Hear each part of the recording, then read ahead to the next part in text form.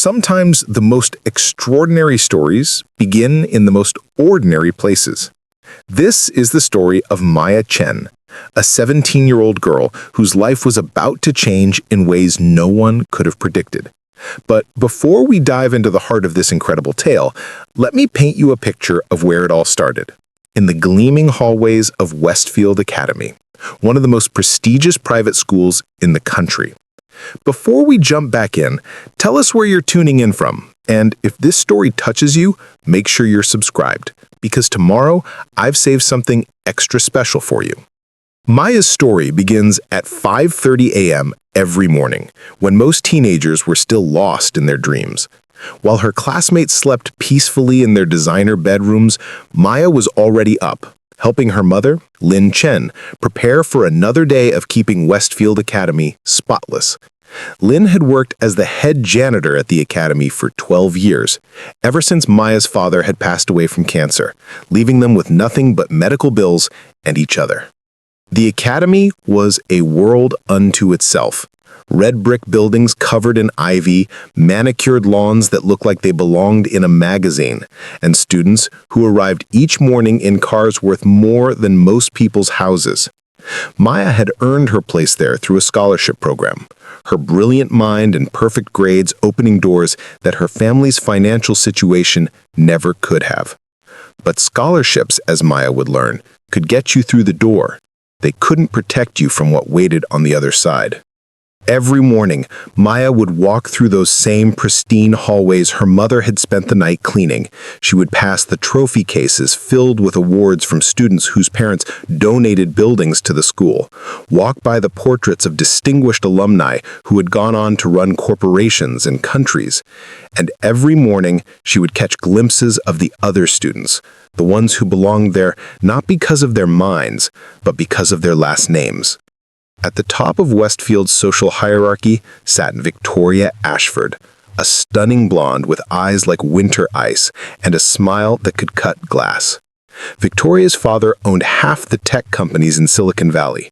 Her mother was on the board of every charity worth mentioning, and their family's name was literally engraved on the library's cornerstone. She moved through the school like a queen through her kingdom, surrounded by her court of equally privileged followers who hung on her every word and competed for her approval. Maya had hoped, perhaps naively, that she could simply keep her head down and focus on her studies. She was there for one reason only: to get the education that would lift her and her mother out of poverty, to honor her father's memory by becoming the doctor he had always encouraged her to be. She didn't need friends among the elite, didn't need to fit into their world. She just needed to survive 4 years and graduate. But Victoria Ashford had other plans. It started small, as these things always do. A comment here, a snicker there. Victoria would walk past Maya in the hallway and whisper, just loud enough for others to hear, "I smell disinfectant. Oh wait, that's just the janitor's daughter." Her friends would laugh, and Maya would feel her cheeks burn with shame, but she would keep walking, keep her eyes focused straight ahead. The comments escalated. In the cafeteria, Victoria would loudly wonder if Maya's lunch was leftover scraps from the faculty lounge. In chemistry class, she would suggest that Maya probably knew all about cleaning supplies already. The other students began to take notice, and soon Maya found herself completely isolated, a target for anyone looking to score points with Victoria's crowd. Maya's mother noticed the change in her daughter immediately. Lin Chen might have spent her days emptying trash cans and mopping floors, but she had raised a brilliant, confident young woman, and she could see that confidence cracking under the weight of daily humiliation. When Maya came home with red-rimmed eyes and claimed she was just tired from studying, Lin knew better. "Maya," her mother said one evening as they sat in their tiny apartment above the Chinese restaurant where Lin worked her second job on weekends, "is everything okay at school?" Maya wanted to tell her everything. She wanted to collapse into her mother's arms and sob about the cruelty she faced every day, about how Victoria and her friends made her feel like she was worth less than the dirt on their designer shoes. But when she looked at her mother, at the exhaustion in her eyes from working 2 jobs, at the way her hands were already growing rough and weathered despite her relatively young age, Maya couldn't bring herself to add to her mother's burdens. "Everything's fine, Mom," Maya lied, forcing a smile, "just focused on keeping my grades up." Lin studied her daughter's face for a long moment, then nodded slowly. She knew Maya was hiding something, but she also knew her daughter was strong. She had raised her to be a fighter, to never give up in the face of adversity. She trusted that Maya would find her way through whatever storm she was facing. But some storms, as Maya was about to learn, don't pass quietly.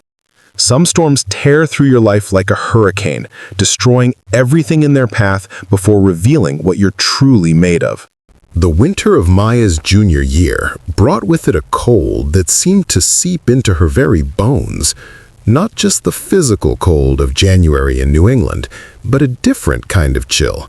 The kind that comes from months of systematic cruelty, from watching your tormentors grow bolder while you grow smaller. Victoria Ashford's campaign against Maya had evolved from casual comments to organized harassment, and Maya found herself living in a constant state of anxiety, never knowing when the next humiliation would come. It was during this brutal winter that Maya made her first real mistake. She allowed herself to hope. His name was James Wellington, and he was everything the fairy tales promised a prince should be. Tall, with dark hair that never seemed out of place, and kind eyes that actually seemed to see Maya when he looked at her. Unlike most of Victoria's circle, James had never participated in the harassment. In fact, he had even stepped in once when some of Victoria's followers were being particularly cruel, telling them to find something better to do with their time. James was also Victoria's on-again, off-again boyfriend, which should have been Maya's first warning sign. But when you've been drowning in cruelty for months, even a small kindness feels like salvation. It started with study sessions in the library. James was struggling with advanced calculus, and Maya, whose mathematical mind was perhaps her greatest asset, had volunteered to tutor him. Their sessions began purely academic, but gradually they became something more. James would bring Maya coffee from the expensive cafe downtown, would ask about her day, would listen when she talked about her dreams of medical school. For the first time since starting at Westfield, Maya felt like she could breathe. She had someone who saw her as more than just the janitor's daughter, someone who appreciated her mind and her ambitions. When James asked her to the winter formal, Maya felt like Cinderella being invited to the ball. She should have known that Cinderella's sister steps wouldn't let her go without a fight. Maya spent weeks preparing for the dance, saving every penny from her part-time job at the local bookstore to buy a dress. It wasn't designer like the gowns the other girls would wear, but it was beautiful. A deep blue that brought out her eyes and made her feel, for the first time in years, truly beautiful. The night of the dance, Maya met James in the school's grand foyer, beneath the crystal chandelier that cast rainbow patterns across the marble floor. He looked handsome in his tuxedo, and when he saw Maya, his face lit up with genuine admiration. "You look incredible," he said, offering her his arm. For the first hour, Maya felt like she was living in a dream.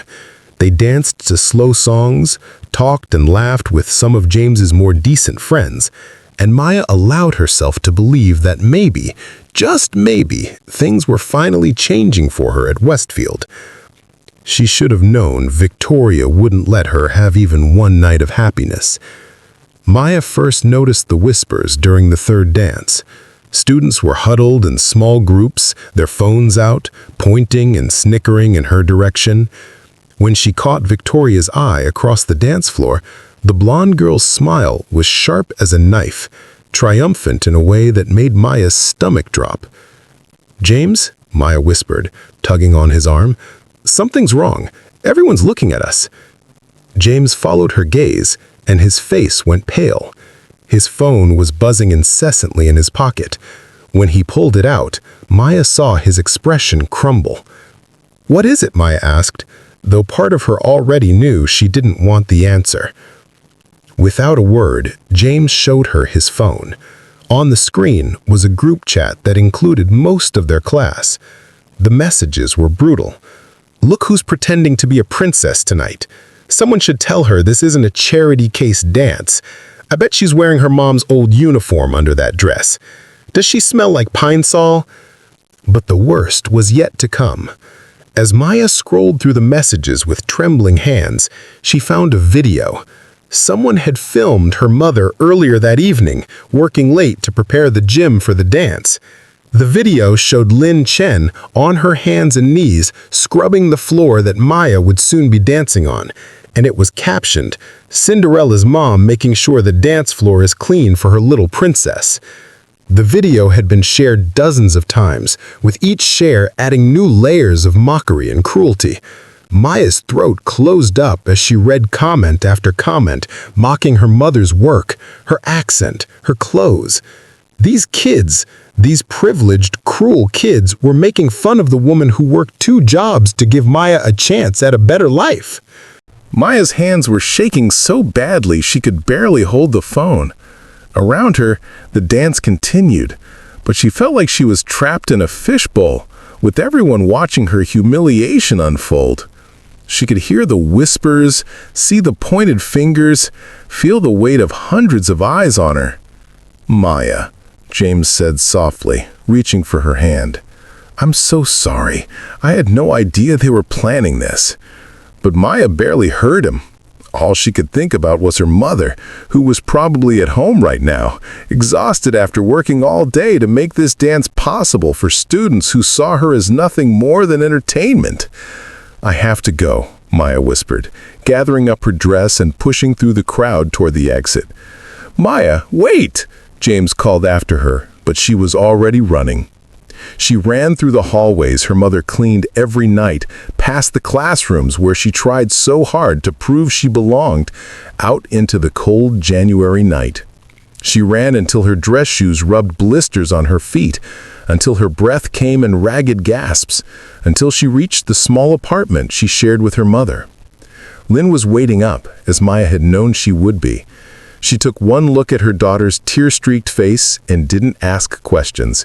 She simply opened her arms, and Maya collapsed into them, sobbing like the 17-year-old girl she was beneath all her strength and determination. "They're so cruel, Mom. They made fun of you. They filmed you working and made fun of you." Lin held her daughter tighter, her own heart breaking at the pain in Maya's voice. She had suspected that Maya was facing difficulties at school, but she hadn't realized the extent of the cruelty her daughter was enduring. "Listen to me, Maya," Lin said, pulling back to look into her daughter's eyes. "What they think of me doesn't matter. What they think of you doesn't matter. You are brilliant, you are strong, and you are going to show them all exactly what you're made of." But as Maya lay in bed that night, still wearing her beautiful blue dress, she didn't feel brilliant or strong. She felt humiliated, defeated, and more alone than ever. She had no idea that this night, this terrible, crushing night, would be the catalyst that would transform her from victim to victor. Because sometimes, rock bottom is exactly the foundation you need to build something extraordinary. The Monday after the winter formal felt like walking into a war zone. Maya had spent the weekend in her room, alternating between crying and staring at the ceiling, trying to figure out how she was going to face another day at Westfield Academy. Her mother had knocked periodically, bringing tea and homemade soup, but Maya had barely been able to eat. The humiliation sat in her stomach like a stone, heavy and unforgiving. When she finally forced herself to get dressed and walk through those familiar hallways, Maya discovered that the worst part wasn't the video itself, it was how viral it had become. The footage of her mother's scrubbing floors had been shared not just among Westfield students, but across social media platforms, tagged with cruel hashtags like Cinderella Reality and Janitor Princess. Students Maya didn't even know were snickering as she passed, and she could hear whispers following her like a toxic cloud. "That's her, the girl whose mom... Did you see the video? It's hilarious. I heard James broke up with her after the dance." Victoria Ashford was holding court by the lockers, surrounded by her usual gaggle of admirers, and when she spotted Maya, her smile was radiant with satisfaction. She had achieved exactly what she'd set out to do, complete and total social destruction. "Maya!" Victoria called out in a voice dripping with false sweetness. "How was the rest of your magical evening? I hope you had time to thank your mother for preparing the dance floor so beautifully for all of us." The crowd around Victoria erupted in laughter, and Maya felt her cheeks burn with shame. She wanted to run, wanted to disappear, wanted to transfer schools and never see any of these people again. But something in Victoria's expression, the pure, undiluted cruelty of it, sparked something different in Maya's chest. Not shame this time, but anger. White-hot, crystalline anger. For months, Maya had absorbed their cruelty like a sponge, had tried to make herself smaller, had hoped that if she just kept her head down and focused on her studies, they would eventually lose interest and move on to other targets. But looking at Victoria's triumphant face, Maya realized that they would never stop. People like Victoria Ashford didn't get bored with causing pain, they fed on it. "You know what, Victoria?" Maya said, her voice carrying clearly through the hallway. The conversations around them began to quiet as students sensed drama brewing. "You're absolutely right. I should thank my mother. Because while your parents were buying your way into this school, mine was working 2 jobs to earn my place here. While you were getting private tutors to boost your mediocre grades, I was studying by the light of my phone because we couldn't afford a proper desk lamp. And while you've spent the last year trying to tear me down, I've been building something you could never understand: character." Victoria's smile faltered for just a moment, but she recovered quickly. "How inspiring," she said, her voice sharp as glass. "Too bad character doesn't make you any less of a charity case." "Maybe not," Maya replied, and now her voice was steady, controlled. "But it makes me something you'll never be, someone who actually earned their place in the world." With that, Maya turned and walked away, leaving Victoria and her crowd standing in stunned silence. It wasn't much of a victory, a few sharp words against months of systematic harassment, but it felt like something. For the first time in forever, Maya had stood up for herself instead of just taking the abuse. But as she sat in her advanced biology class later that day, Maya realized that words wouldn't be enough. Victoria had declared war months ago, and Maya had been fighting a defensive battle, always reacting, always trying to minimize the damage. It was time to change strategies. Maya had always been brilliant. It was why she'd earned her scholarship in the first place. Her mind worked differently than other people's, seeing patterns and connections that others missed. As she sat there, supposedly taking notes on cellular respiration, Maya's mind was actually working on a much more complex problem. How do you defeat someone who seems untouchable?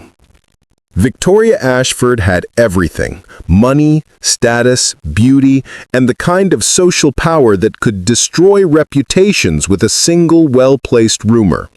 She was protected by her family's wealth and influence, surrounded by followers who would do anything to stay in her good graces.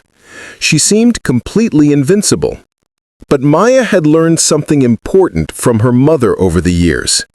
Everyone has weaknesses, and the most powerful-seeming people often have the most to lose.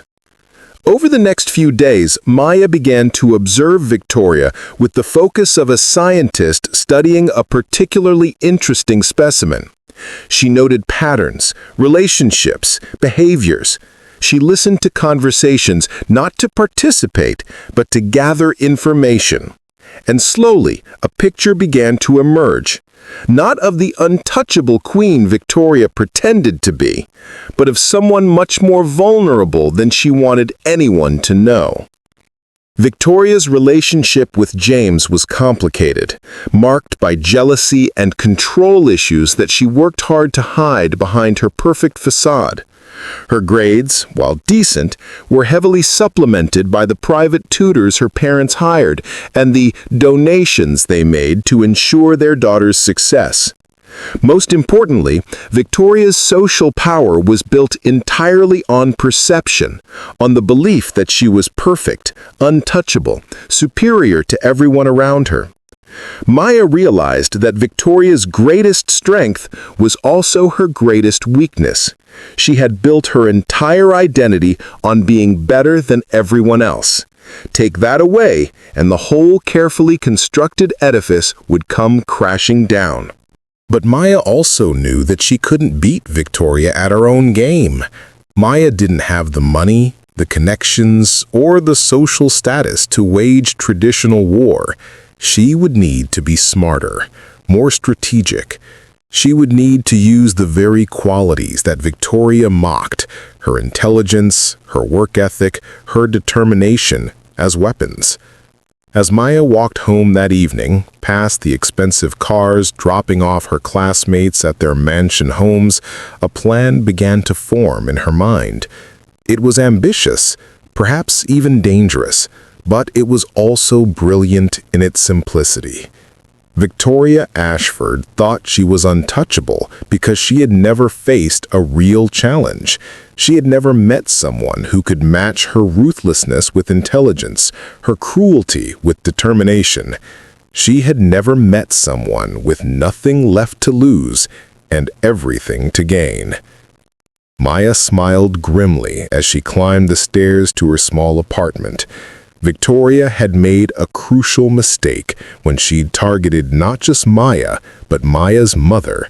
She had turned what might have been a simple case of school bullying into something much more personal, much more dangerous.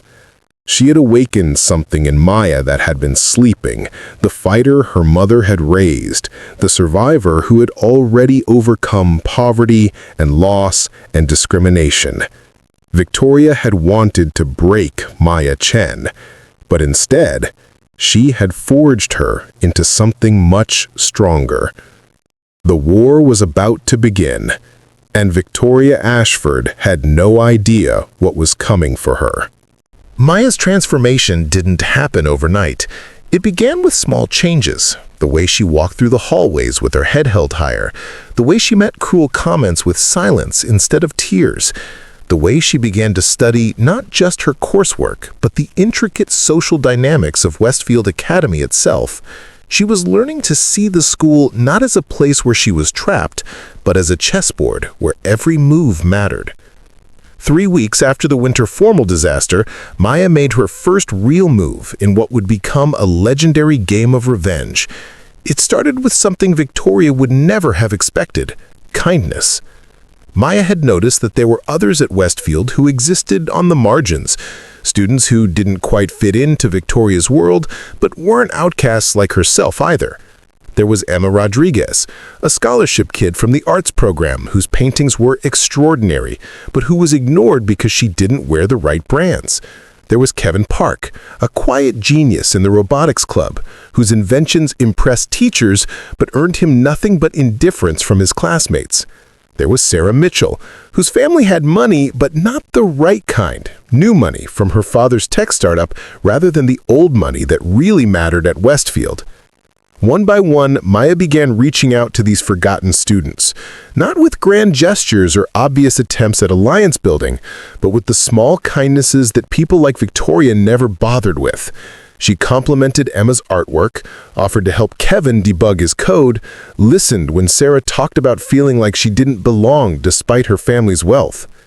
"I don't understand," Emma said one day as she and Maya sat in the art room during lunch, working on their respective projects. "Why are you being so nice to me? Everyone knows hanging out with you is social suicide here." Maya looked up from the anatomy textbook she was studying, considering her answer carefully. "Because," she said finally, "I think the most important thing about a person isn't where they come from or how much money their parents have.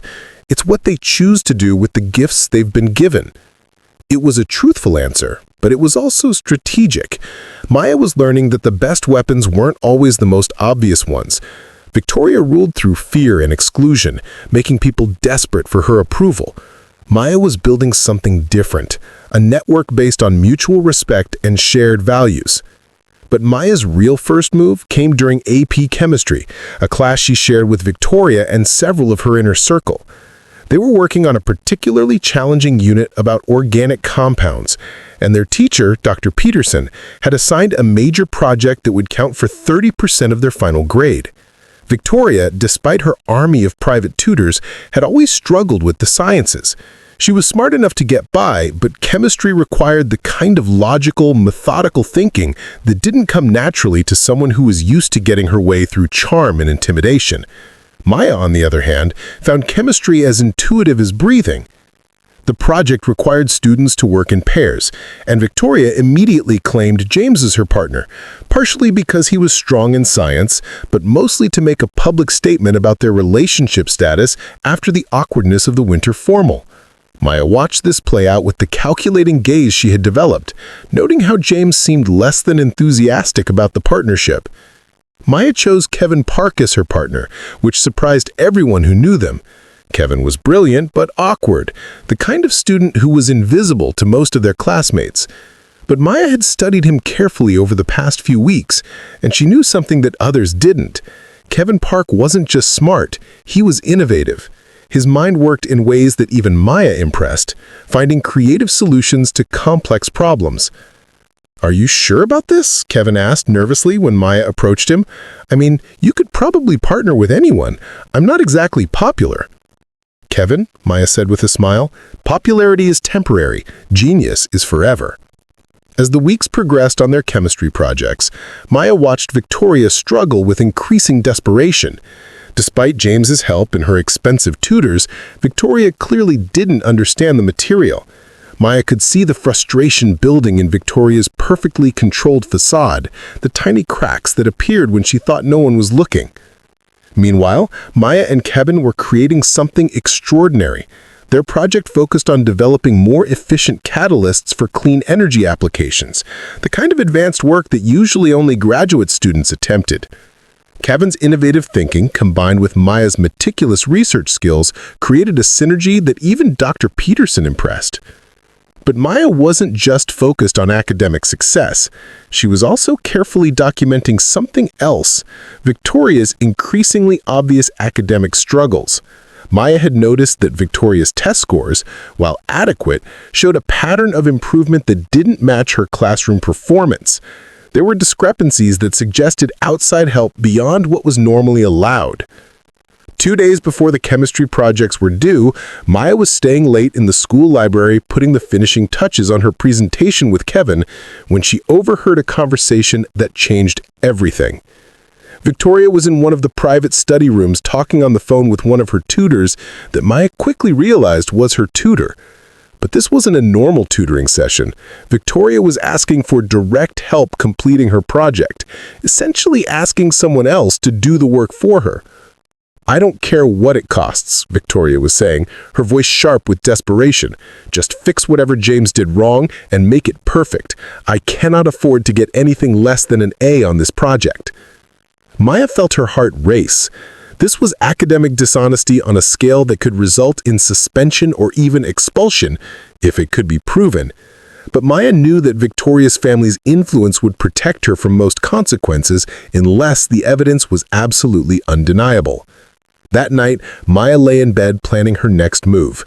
She couldn't simply report what she'd overheard. It would be her word against Victoria's, and Maya knew who the administration would believe. She needed something more concrete, more devastating. The next morning, Maya arrived at school early and made her way to the chemistry lab where students often worked on their projects during free periods. She wasn't surprised to find Victoria there, frantically trying to understand the project that had clearly been completed by someone else.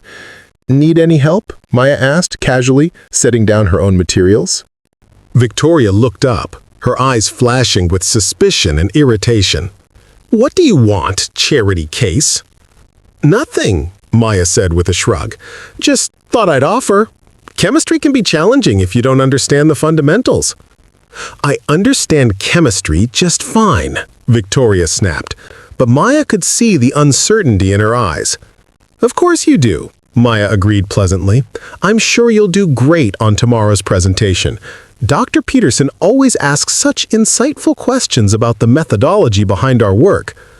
Maya watched as Victoria's face went pale. Presentation questions were one thing when you'd done the work yourself, quite another when someone else had completed your project for you. "I should get to class," Maya said, gathering her materials. "Good luck, Victoria. May the best student win." As Maya walked away, she could feel Victoria's eyes burning into her back. The game was officially underway, and Maya had just made her first real move. Not an attack, exactly, but a demonstration of power. She had shown Victoria that she knew something was wrong with her project, and more importantly, she had planted seeds of doubt and fear. That afternoon, Maya did something that would have seemed impossible just months ago. She walked up to James Wellington at his locker and started a conversation. "James," she said, her voice friendly but businesslike, "can I ask you something about your chemistry project with Victoria?"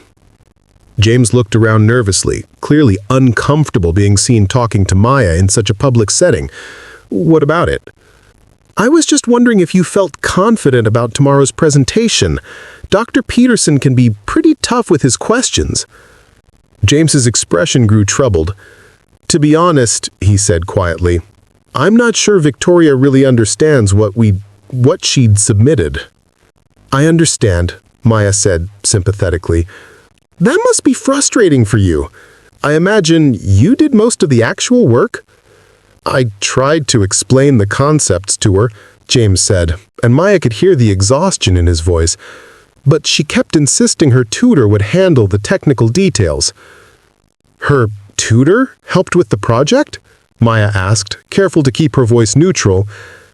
James realized he'd said too much. "I should go," he said quickly, closing his locker and walking away. But Maya had heard enough. James had just confirmed what she already suspected.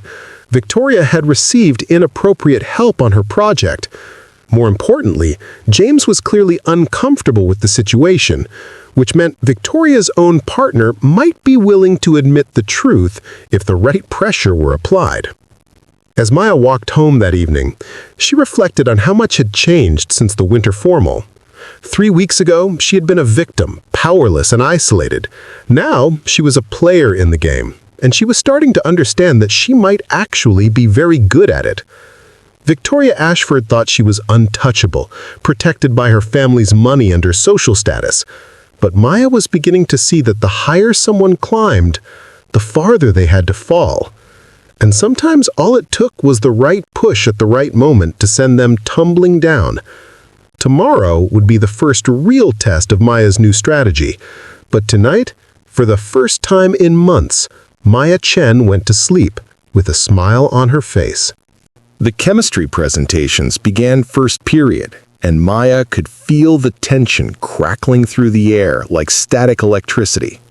She had arrived early, ostensibly to set up her materials, but really to observe Victoria's growing panic. The blonde girl sat in the front row, her usual confident demeanor replaced by something Maya had never seen before: genuine fear. Victoria kept glancing at her notes, then at James, then back at her notes, her perfectly manicured fingers drumming nervously on the desk. Maya noticed that Victoria's presentation materials looked professional, too professional for a high school project. The formatting was graduate level, the technical language more advanced than even Maya would have used. It screamed of outside assistance. "Good morning, class," Dr. Peterson announced as he entered the room. "I'm excited to see what you've all been working on. As you know, I'll be asking detailed questions about your methodology and findings, so I hope you're all prepared to defend your work." Maya watched Victoria's face go white.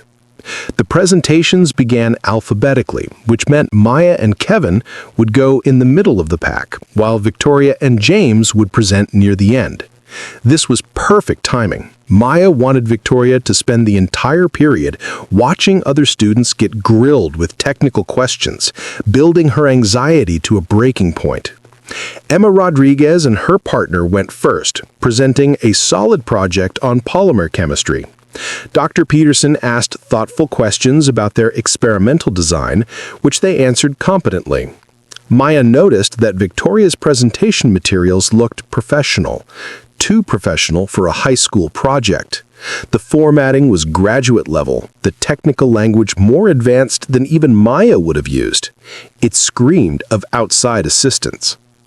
"This is graduate-level research," Dr. Peterson said after their presentation, clearly impressed. "Maya, can you explain the thermodynamic principles behind your catalyst optimization?" Maya launched into a detailed explanation that demonstrated not just her understanding of the work, but her genuine passion for the subject. She could see her classmates looking surprised. Many of them had never heard her speak at length before, certainly not with this kind of authority and expertise. "Excellent work, both of you," Dr. Peterson concluded. "This is the kind of innovative thinking I hope to see from all my students." Maya returned to her seat, catching Victoria's eye as she did. Victoria's mask of composure was slipping, and Maya could see the panic building behind her carefully applied makeup. Finally, it was Victoria and James's turn. They stood at the front of the classroom, Victoria's hands trembling slightly as she held her presentation materials. Maya noticed that James positioned himself slightly behind Victoria, clearly intending for her to take the lead on their project. Victoria began reading from her notes, and immediately Maya could tell something was wrong. The language was too advanced, the concepts explained in a way that suggested someone else's understanding rather than Victoria's own. She was essentially reciting information without truly comprehending it. "Fascinating approach," Dr. Peterson interrupted partway through Victoria's presentation.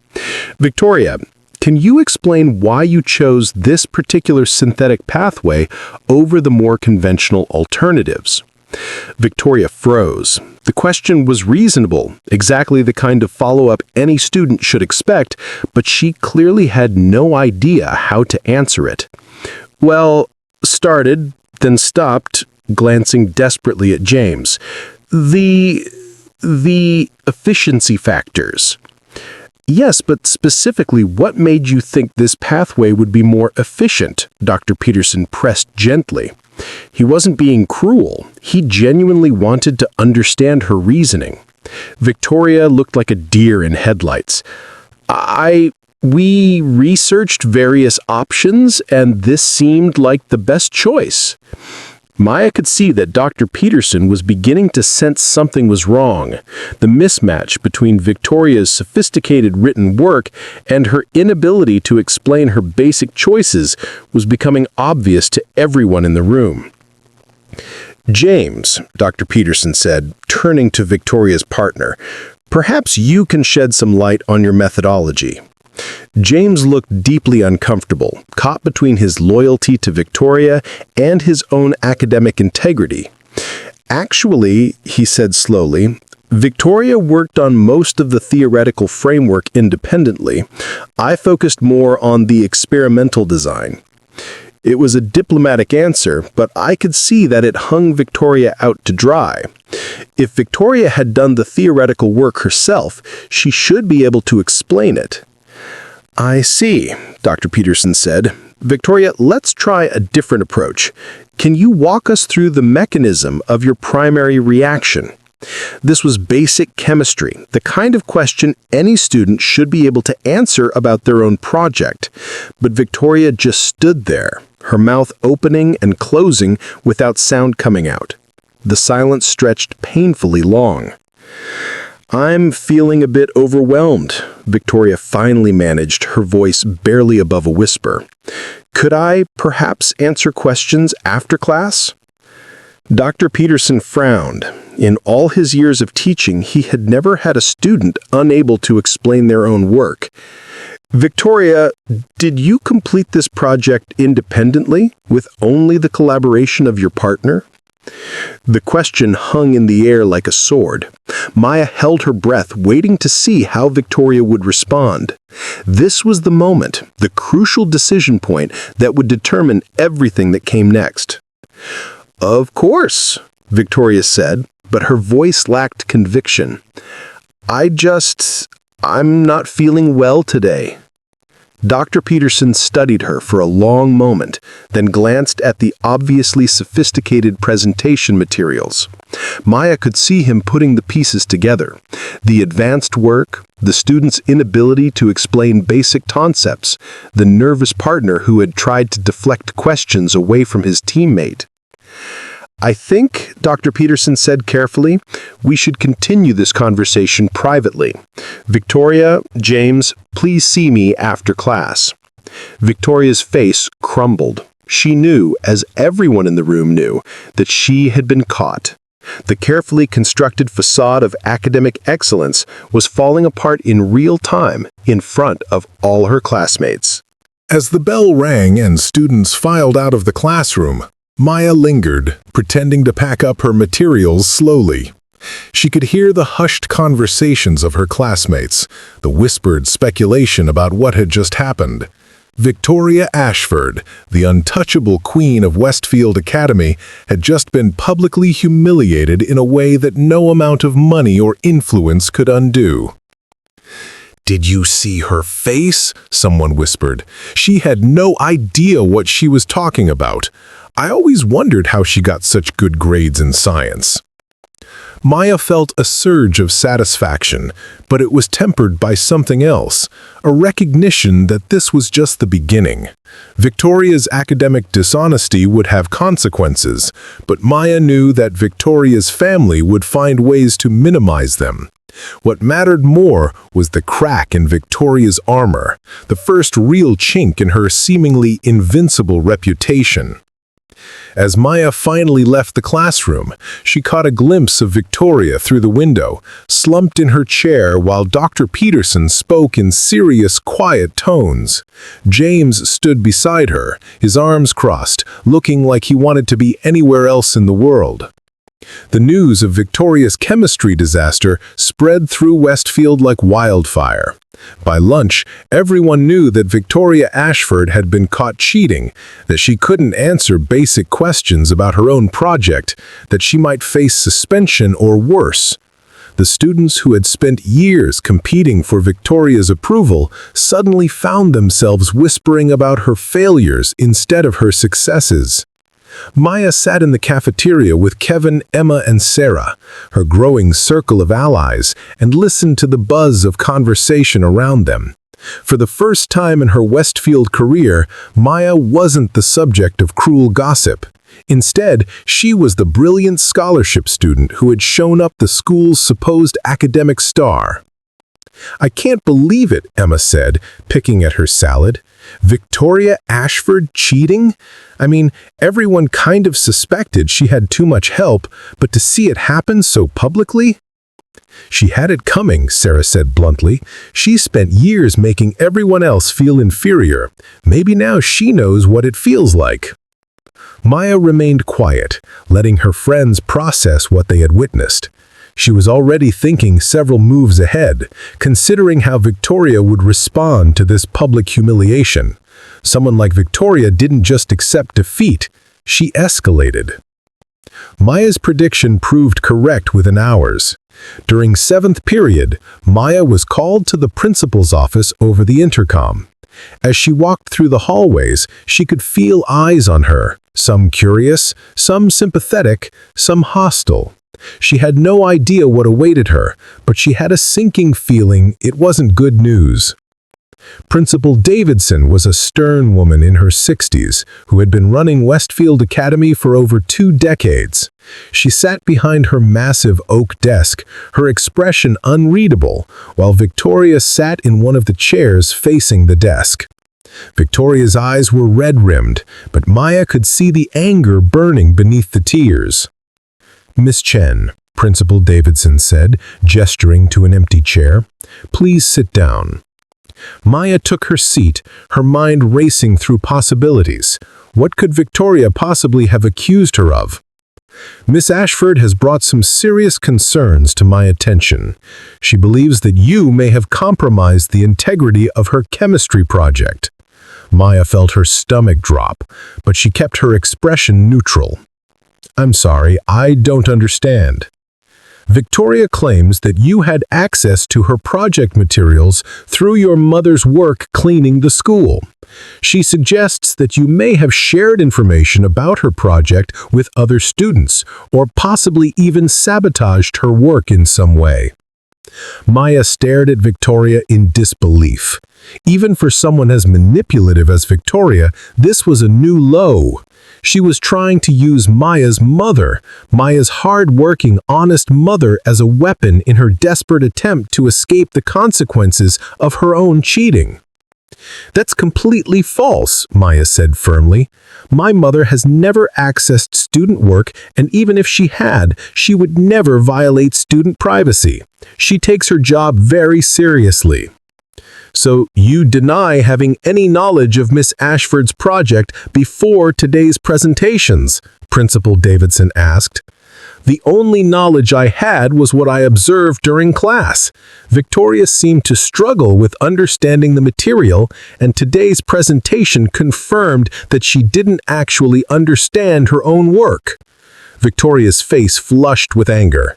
"She's been targeting me all semester," she said, her voice rising. "Ever since I started dating James, she's been jealous and vindictive. She probably planned this whole thing." Maya felt a surge of cold fury. Victoria wasn't just attacking her anymore. She was attacking Maya's mother and making false accusations about Maya's character. This had crossed a line that Maya hadn't even known existed. "Principal Davidson," Maya said, her voice steady despite the anger coursing through her veins, "I understand that Victoria is upset about her academic difficulties, but these accusations are not only false, they're insulting to my mother's integrity. My mother has worked at this school for 12 years without a single complaint about her professionalism." Principal Davidson studied both girls carefully. Maya could see her weighing the situation.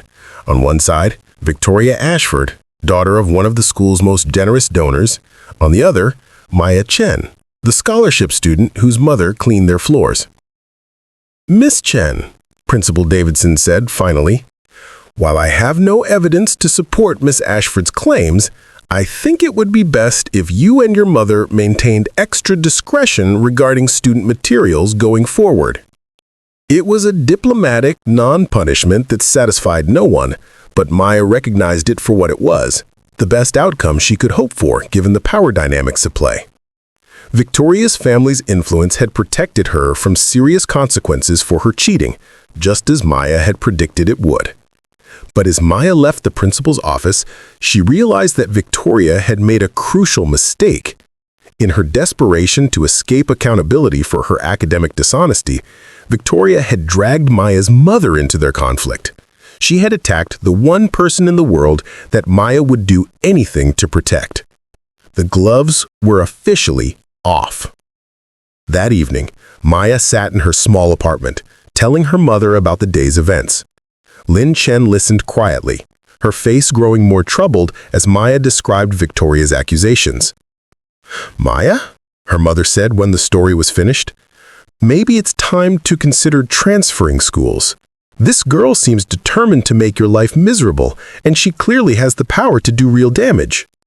Maya looked at her mother, at the exhaustion in her eyes from working 2 jobs, at the calluses on her hands from years of manual labor, at the quiet dignity that had sustained them both through the hardest years of their lives. The thought of Victoria Ashford driving them away from the education Maya had earned filled her with a rage so pure it surprised her. "No, Mom," Maya said quietly. "We're not running. I've worked too hard to get here, and you've sacrificed too much. Victoria Ashford doesn't get to win." Lin Chen studied her daughter's face and saw something new there. Not the defeated girl who had come home crying from the winter formal, but someone harder, more determined, someone who had finally decided to fight back. "What are you going to do?" Lin asked softly. Maya smiled, and it wasn't a pleasant expression. "I'm going to show Victoria Ashford what happens when you mess with the wrong family." The weekend after the chemistry incident, Maya did something she had never done before. She invited people over to her apartment. Not Victoria's crowd, of course, but her growing alliance of overlooked students who had begun to coalesce around her. Emma brought her art supplies, Kevin brought his laptop loaded with coding projects, and Sarah brought homemade cookies that were better than anything served in Westfield's expensive cafeteria. Maya's mother was working her weekend shift at the restaurant, so the apartment was theirs for the afternoon. As Maya looked around at these students she had carefully cultivated as friends and allies, she realized she had built something Victoria had never truly possessed: genuine loyalty based on mutual respect rather than fear. Preparing and narrating this story took us a lot of time, so if you are enjoying it, subscribe to our channel. It means a lot to us. Now, back to the story. "So," Emma said, settling cross-legged on Maya's small couch, "what's the plan? Because after what Victoria tried to pull on Friday, we all know she's not going to just let this go." Maya had been thinking about exactly that question all weekend. Victoria's attempt to blame her mother for the chemistry debacle had revealed something important. Victoria was getting desperate, and desperate people made mistakes. But it had also shown Maya that Victoria would stop at nothing to maintain her position, including destroying innocent people who got in her way. "The thing about Victoria," Maya said slowly, "is that her power is built entirely on perception. Everyone believes she's perfect, untouchable, superior. But what we saw on Friday was the real Victoria, someone who can't handle being challenged, who cheats to maintain her image, and who lashes out at innocent people when she's cornered." "So what do we do about it?" Kevin asked, looking up from his laptop, where he had been absently coding while they talked. Maya walked to her bedroom and returned with a notebook. Not her regular school notebook, but something she had started keeping since the winter formal. It was filled with observations, patterns, schedules, and what looked suspiciously like battle plans. "We do what Victoria has never had to do," Maya said, opening the notebook. "We work for it.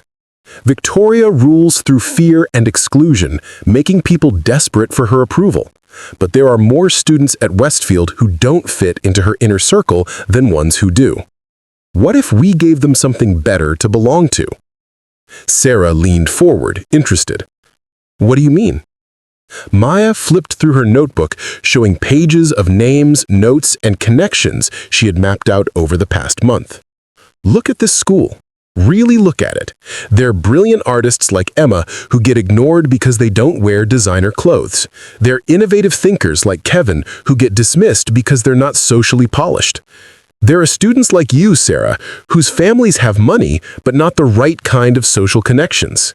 There are international students, scholarship kids, students whose families are in business instead of old money. That's like most of the school," Kevin realized, looking at Maya's carefully compiled data. "Exactly," Maya said with a smile. "Victoria rules over a kingdom, but she's forgotten that the peasants outnumber the royalty. What if they realized they didn't need her approval to have value?" Over the next hour, Maya outlined a plan that was both brilliant and audacious. Instead of trying to destroy Victoria directly, which would be nearly impossible given her family's influence, Maya proposed something much more subversive: They would build an alternative power structure at Westfield, one based on actual accomplishment rather than inherited status. It started with the things Maya had already been doing, recognizing and celebrating the achievements of overlooked students. Emma's art would be featured in a student showcase Maya was organizing.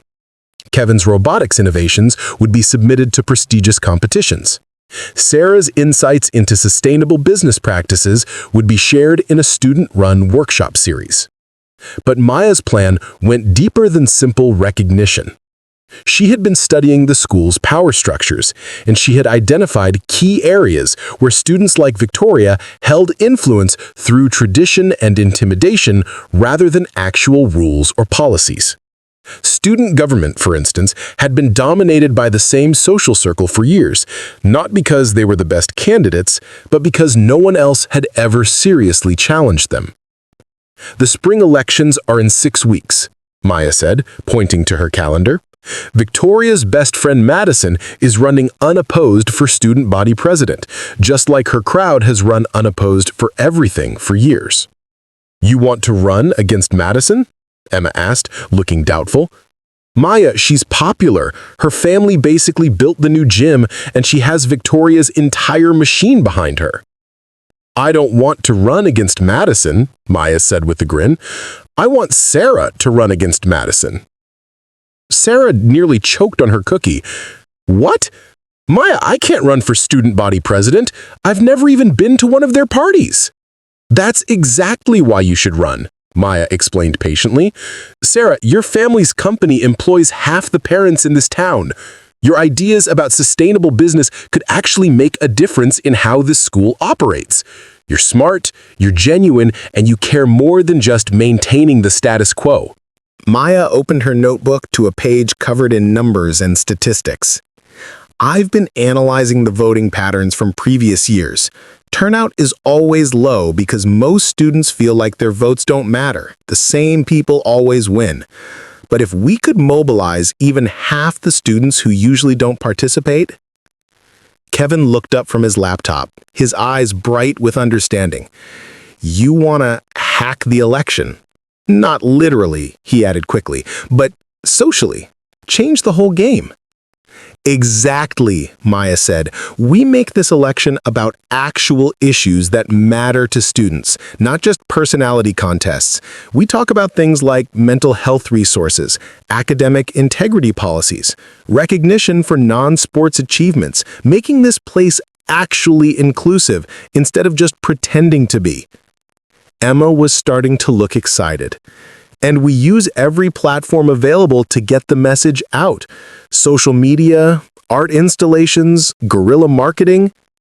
"The best part," Maya continued, "is that we're not doing anything wrong. We're not cheating or lying or manipulating anyone. We're just playing the game better than they ever expected us to." Over the next 2 hours, they refined the plan until it was something genuinely revolutionary. Sarah would run for president on a platform of actual change, supported by a network of students who had been overlooked and underestimated for too long. Maya would manage the campaign, using her strategic mind to outmaneuver Victoria's traditional advantages. Emma would handle visual communications and creative outreach. Kevin would manage data and digital strategy. But Maya knew that Victoria wouldn't take this challenge lying down. She had already proven to be vindictive and willing to attack innocent people like Maya's mother. Launching a direct challenge to her power structure would escalate their conflict to a whole new level. "There's something else you all need to understand," Maya said as the afternoon wound down. "If we do this, if we really challenge Victoria's crowd for control of student government, she's going to come after us hard. All of us. She'll use every resource at her disposal, every connection her family has, every piece of gossip or social pressure she can muster." "Are you trying to scare us away?" Sarah asked quietly. Maya met each of their eyes in turn. "I'm trying to make sure you know what you're signing up for. Because once we start this, there's no going back. Victoria doesn't forgive, and she doesn't forget." Kevin closed his laptop and looked at Maya seriously. She's been making life miserable for people like us for years. Maybe it's time someone stood up to her. Emma nodded agreement. I'm tired of pretending that artistic achievement doesn't matter because it's not football or cheerleading. Sarah was quiet for a long moment, then straightened her shoulders with determination Maya recognized. If we're really going to do this, we need to be smart about it. Maya, I'll run for president, but only if you promise me we'll do everything properly. No shortcuts, no dirty tricks. We win by being better, not by stooping to her level. Maya smiled, and for the first time since the winter formal, it was a smile of pure, uncomplicated joy. Sarah, I wouldn't have it any other way.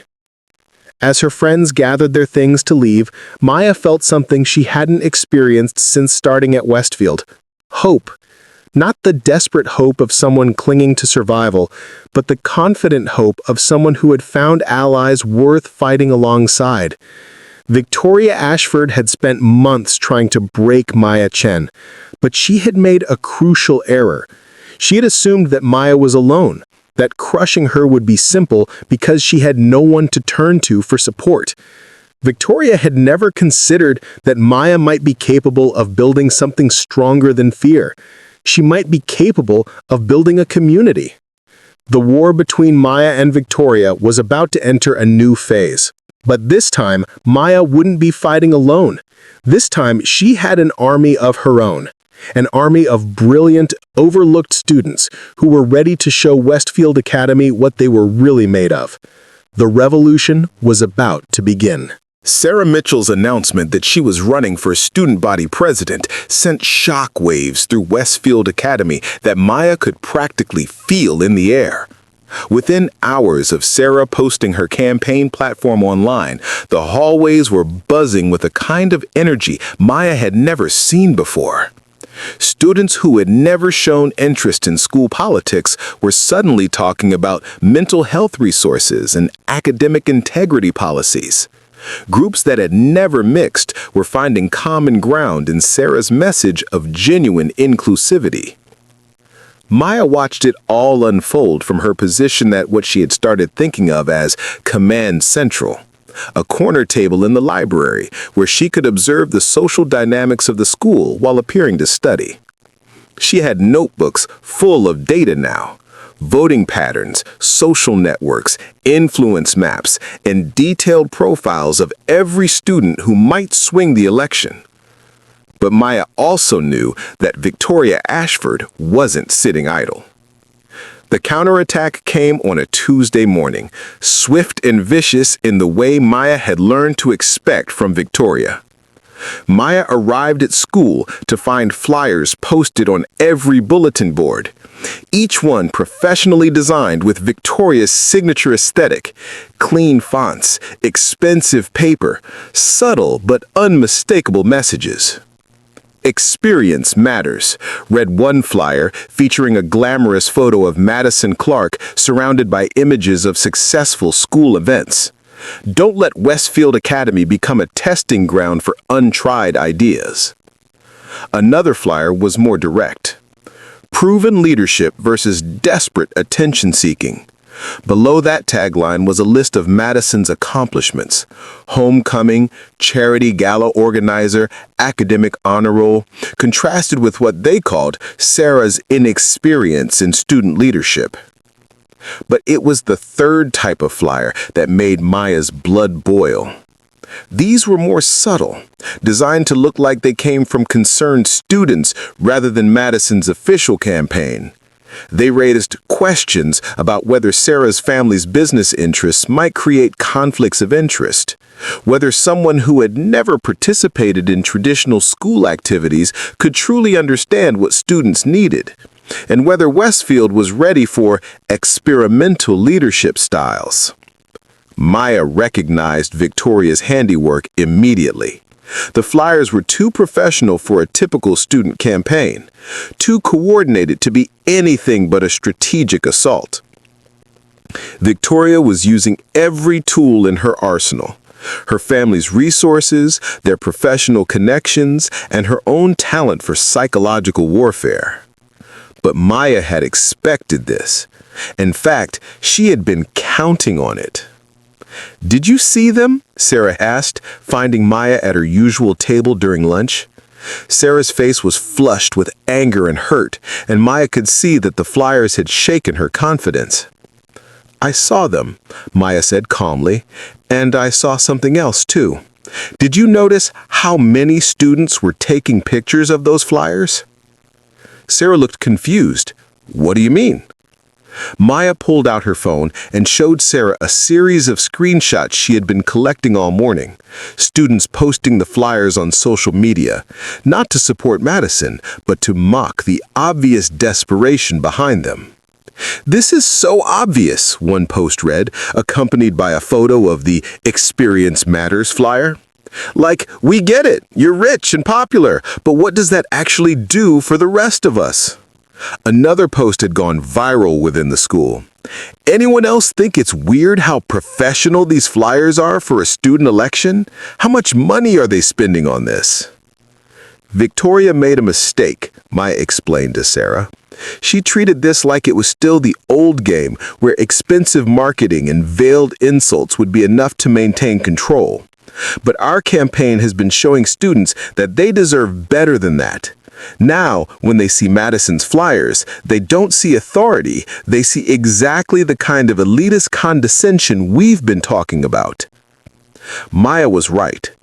Throughout the day, Maya watched as students who had never been politically engaged began rallying around Sarah's campaign, not just despite Victoria's attacks, but because of them. The flyers had backfired spectacularly, making Madison and Victoria look desperate and out of touch. But Maya knew Victoria wasn't done.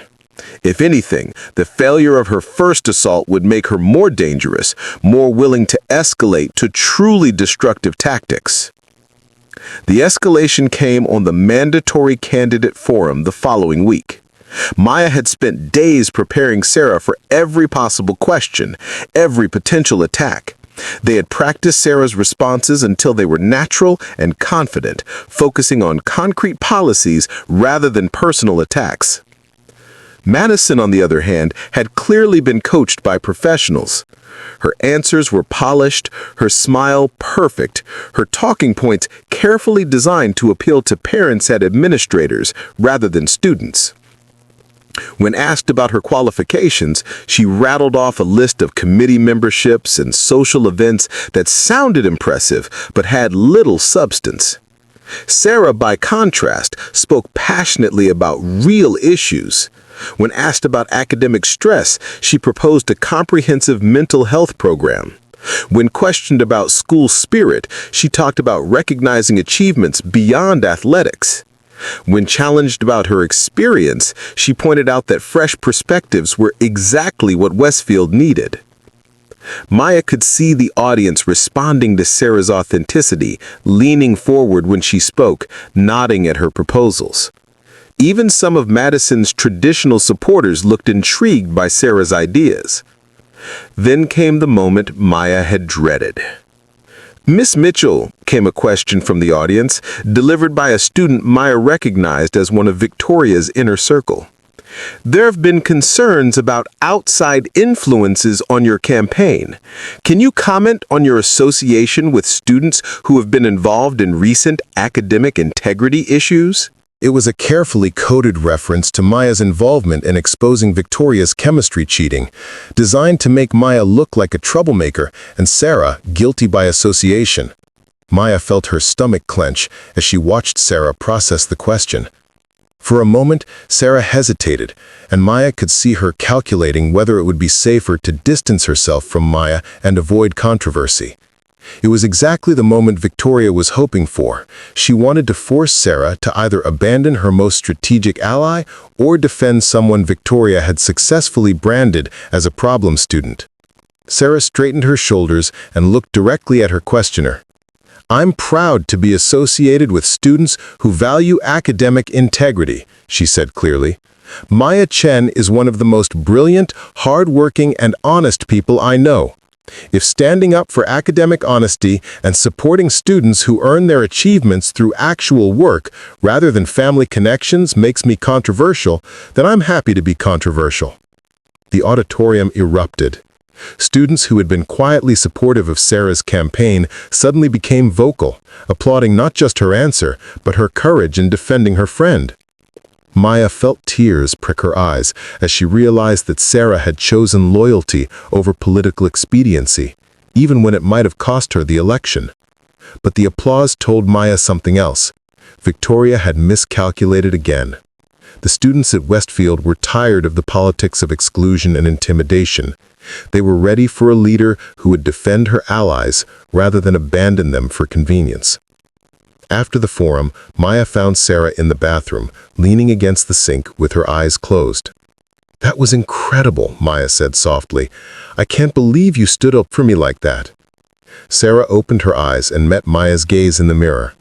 "Maya, you've spent months building something real here, a community based on actual values instead of social manipulation. Did you really think I would throw that away to make the election easier?" Maya hugged her friend tightly, overwhelmed by gratitude and something else, the realization that she had found people worth fighting for, people who would fight for her in return. But even as they celebrated this victory, Maya knew that Victoria's next move would be her most dangerous yet.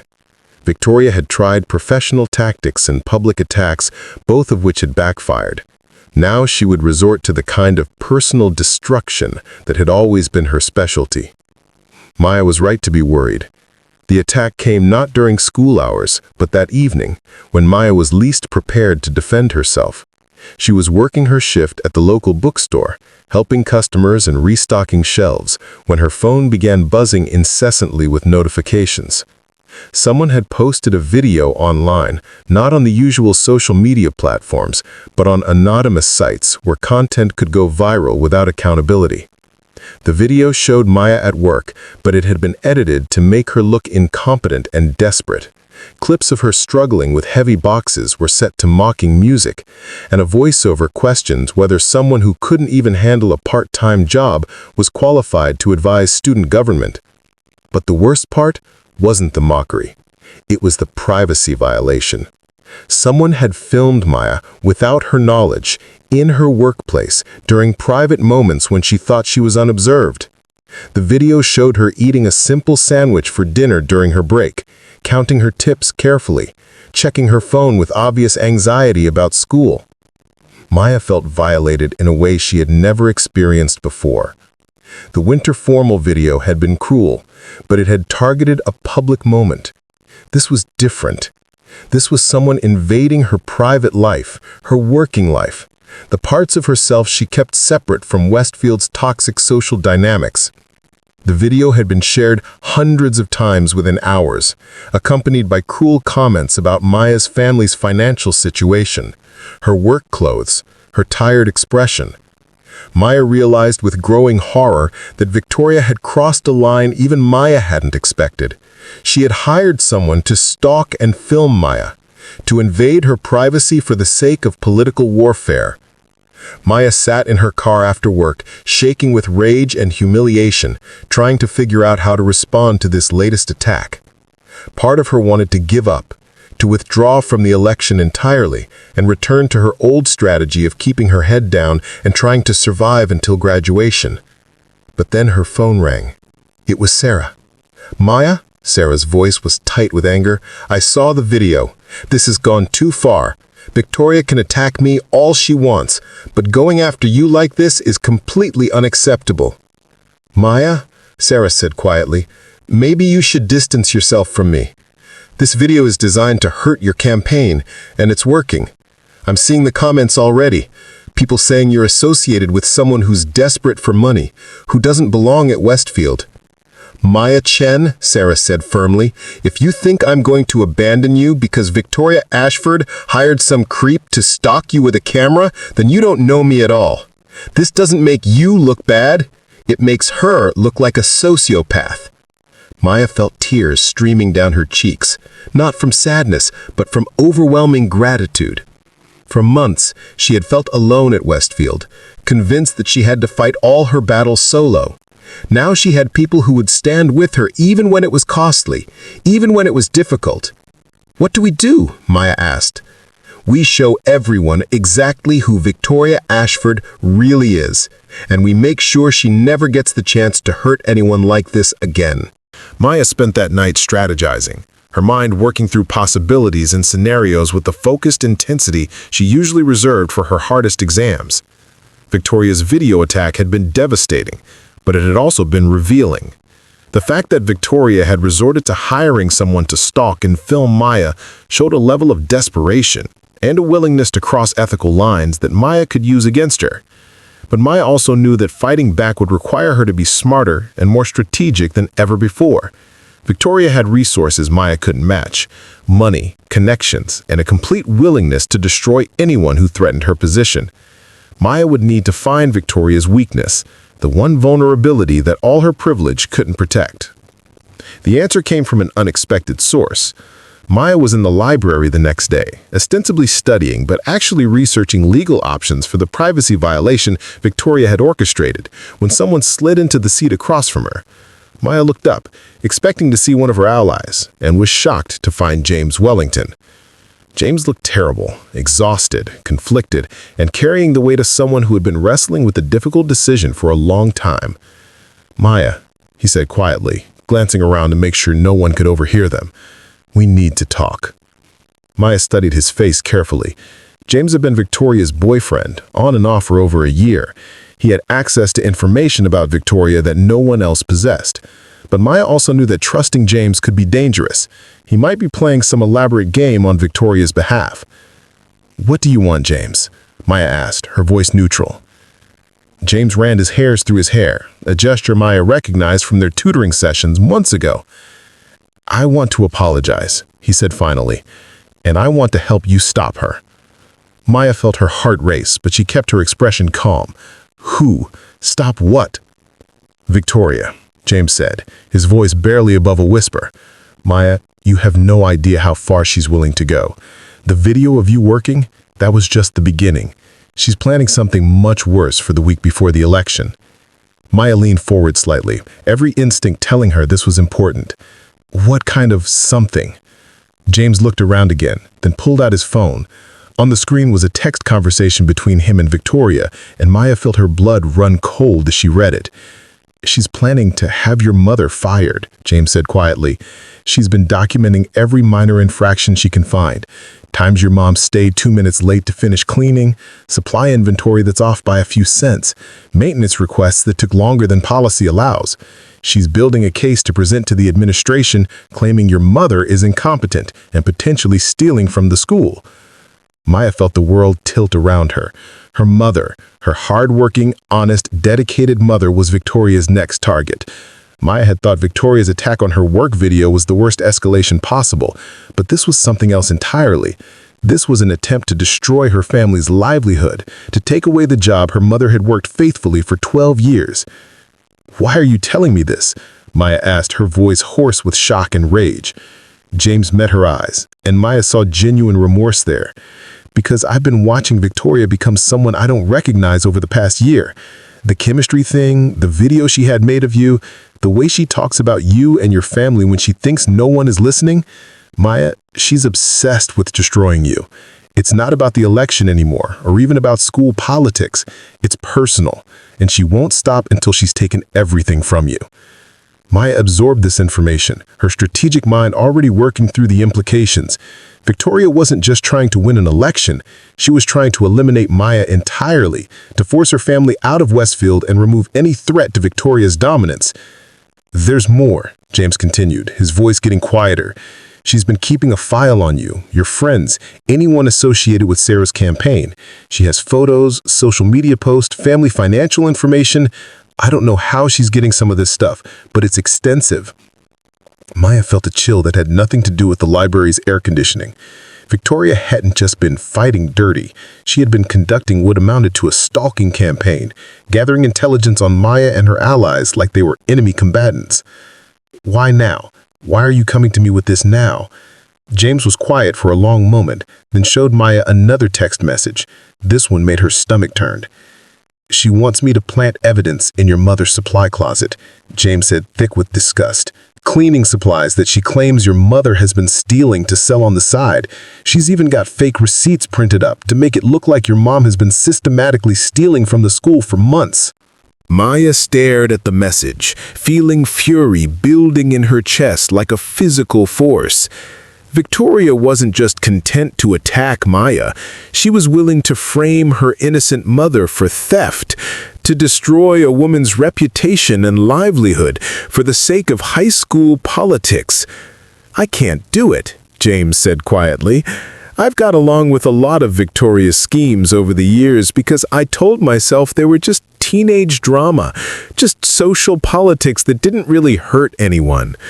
But this, Maya, this could destroy your family. Your mother could face criminal charges." Maya looked at James with new understanding. He wasn't just feeling guilty. He was genuinely horrified by what Victoria had become. And he was offering Maya something invaluable, proof of Victoria's plans and access to her methods.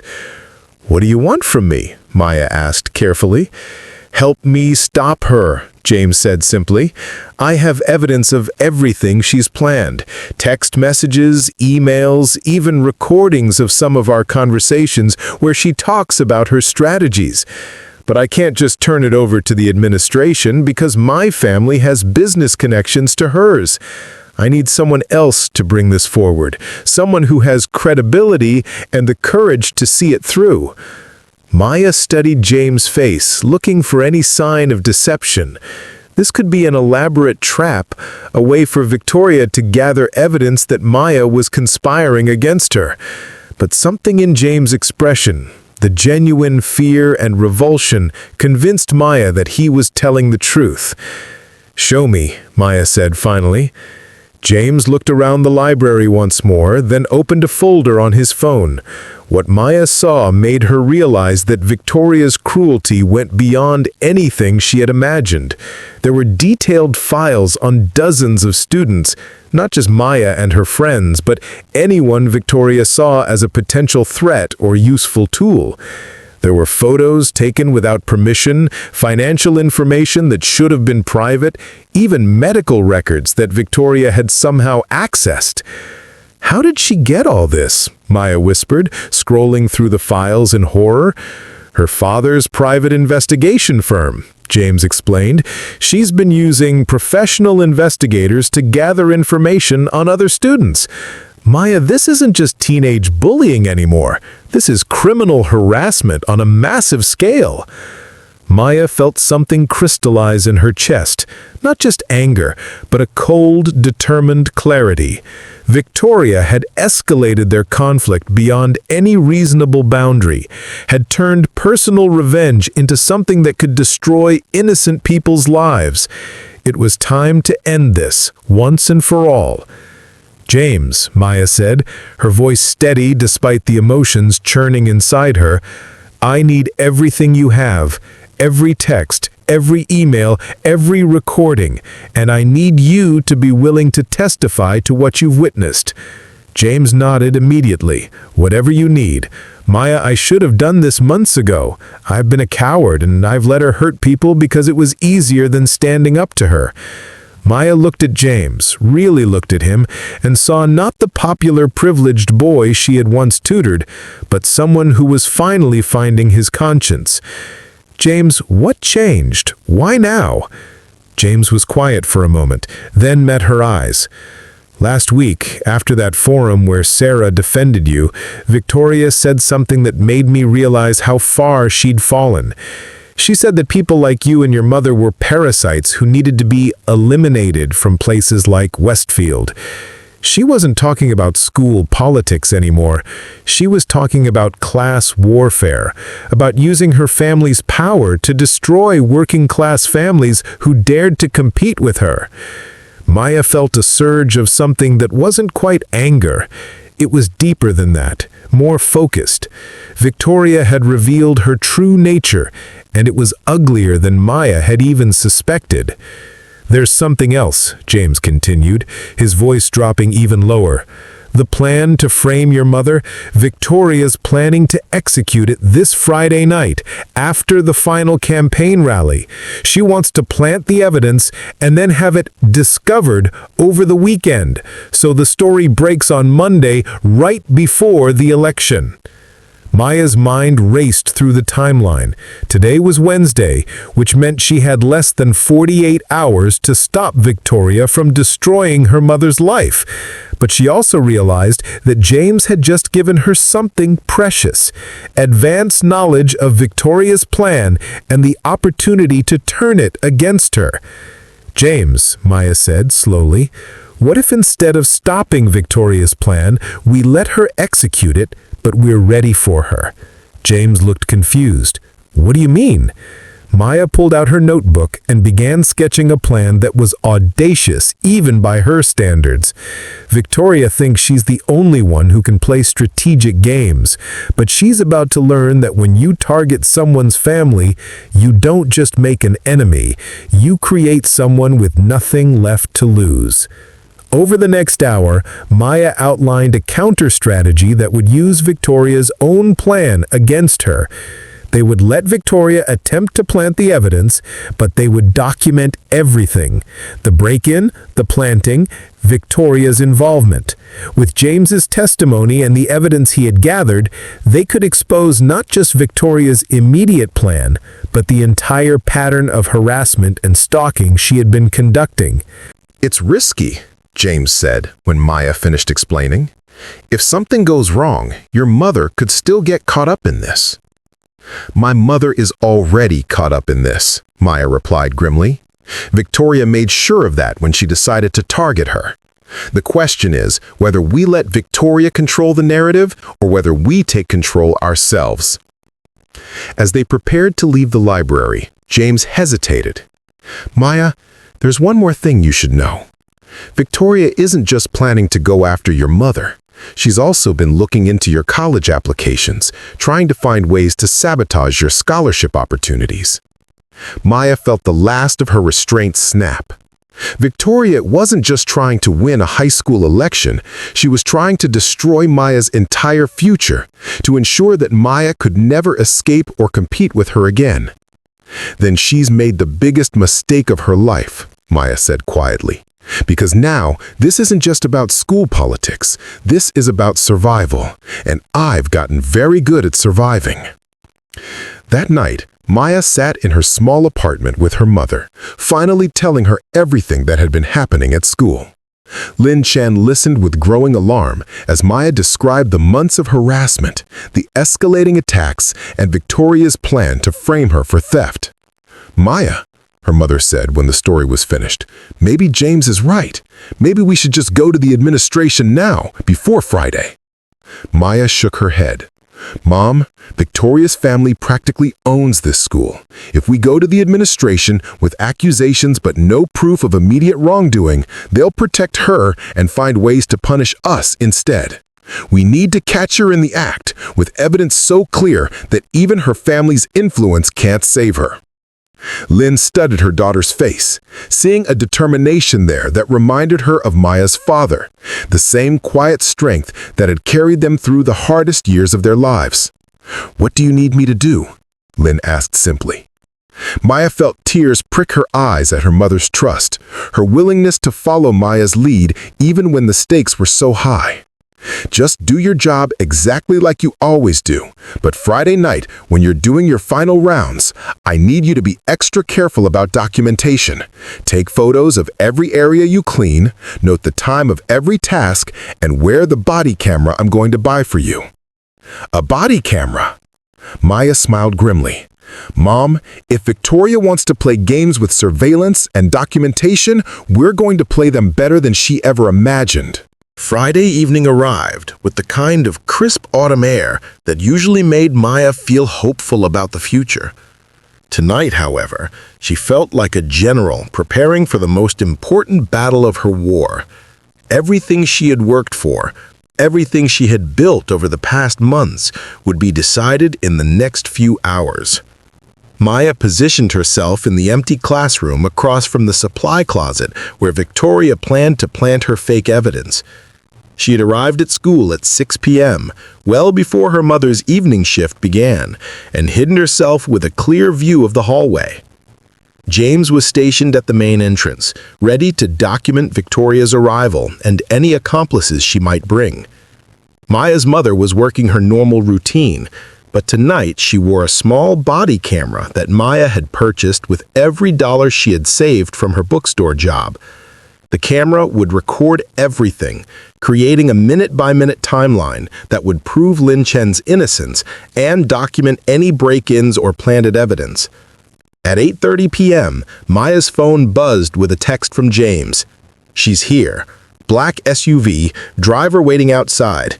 She has a backpack and what looks like cleaning supplies." Maya felt her heart rate spike, but kept her breathing steady. This was it.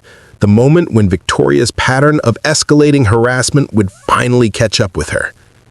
Maya watched through her classroom window as Victoria moved through the hallway with practiced stealth. She was dressed in dark clothes, her blonde hair hidden under a baseball cap, and she moved with the confidence of someone who had never faced real consequences for her actions. In her hand was a key. Maya realized with a sick feeling that Victoria must have stolen or copied her mother's master key at some point. Victoria approached the supply closet and looked around carefully before inserting the key.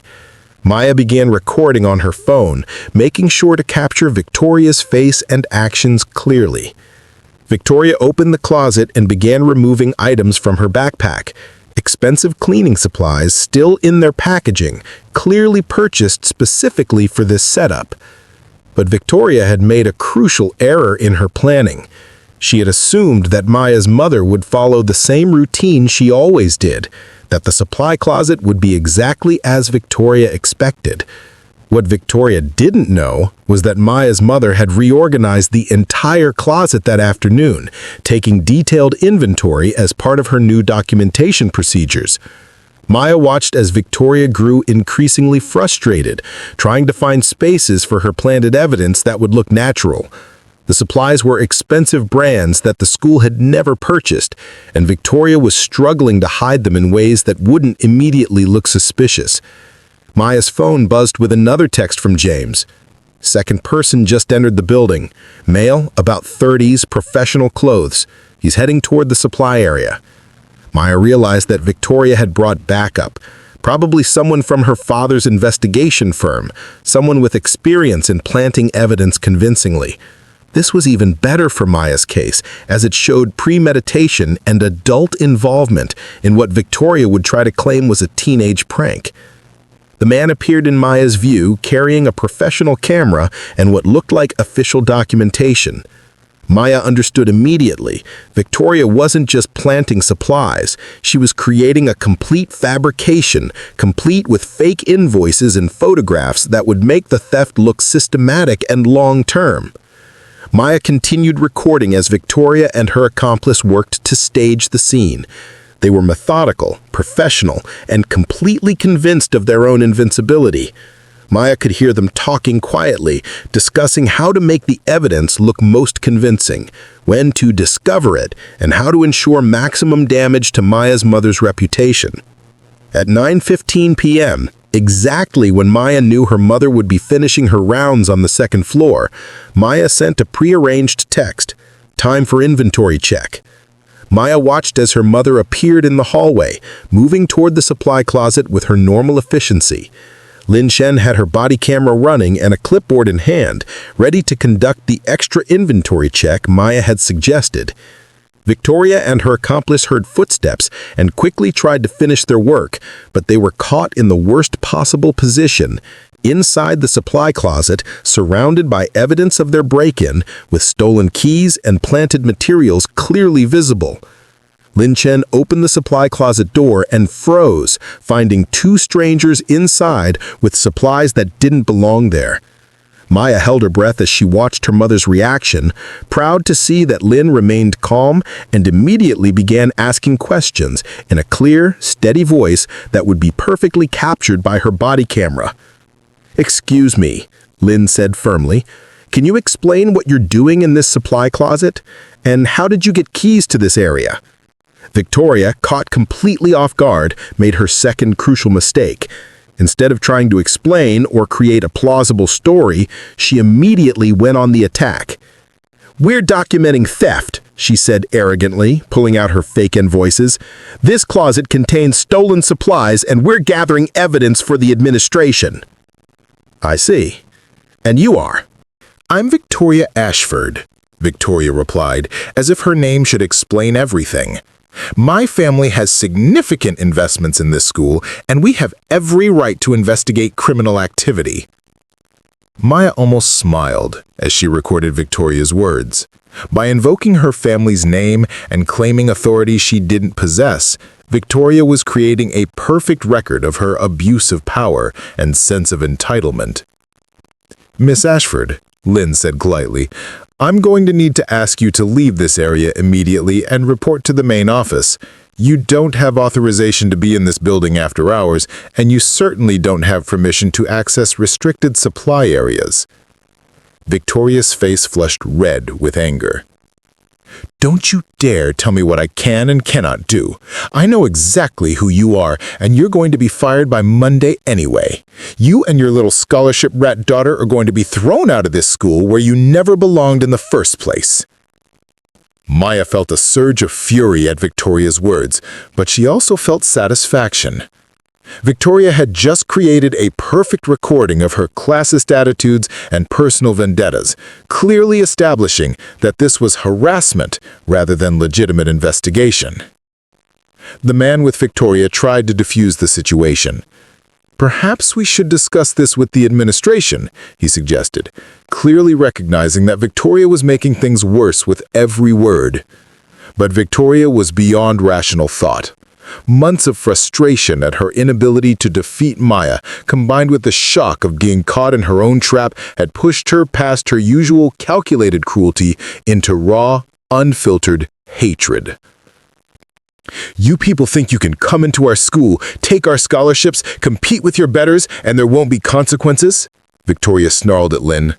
"I'm going to destroy your daughter, and I'm going to destroy you, and there's nothing you can do to stop me because we own this place." Maya knew she had everything she needed. Victoria had confessed to harassment, revealed her classist motivations, and created clear evidence of breaking and entering with intent to plant false evidence. But Maya also knew this was her moment to reveal herself, to show Victoria that her months of strategic planning had led to this perfect trap. Maya stepped out of her hiding place and into the hallway, her phone still recording. "Actually, Victoria, there's quite a lot we can do to stop you." Victoria spun around, her face going white as she realized she had been caught. "You?" she breathed, understanding flooding her features. "You set this up." "You set this up. I just made sure there were witnesses and evidence when you did." Maya looked at her mother, seeing pride and relief in her eyes. Then she looked back at Victoria, seeing fear there for the first time since she had known her. "Victoria Ashford," Maya said with satisfaction, "you have no idea how long I've been waiting for this moment." The war was over, and Maya had won more completely than she had ever dared to imagine.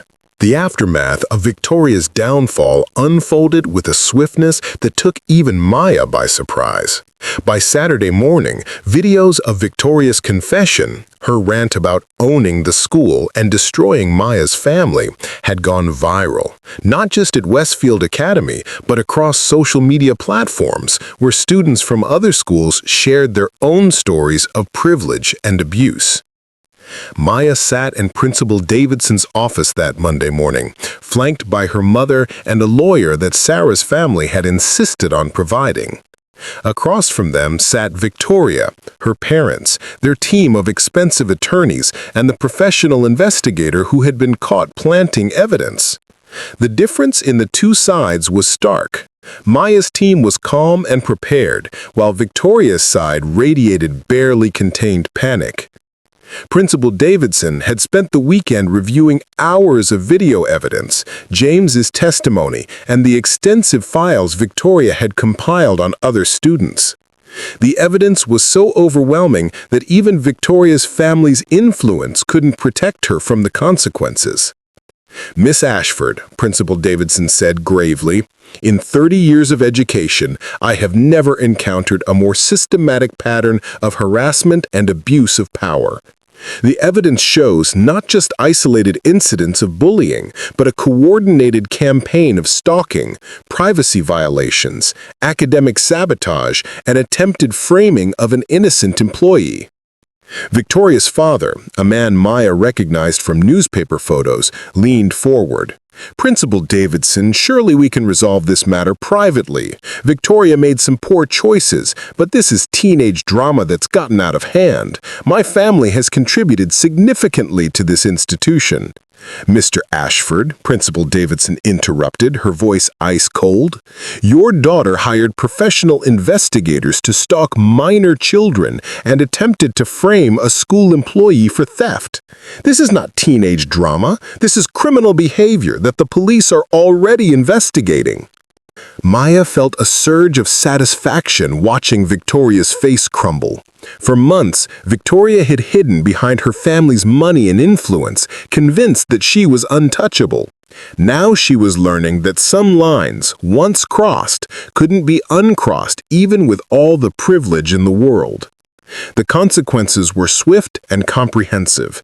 Victoria was expelled from Westfield Academy, permanently banned from all school property and facing multiple criminal charges, including stalking, harassment, and conspiracy to commit fraud. The private investigation firm her father had used was under investigation for violating privacy laws regarding minors. Several other students Victoria had targeted were coming forward with their own evidence of harassment. But perhaps most satisfying to Maya was what happened to Victoria's social empire. With their queen dethroned and disgraced, her former followers scattered like leaves in the wind.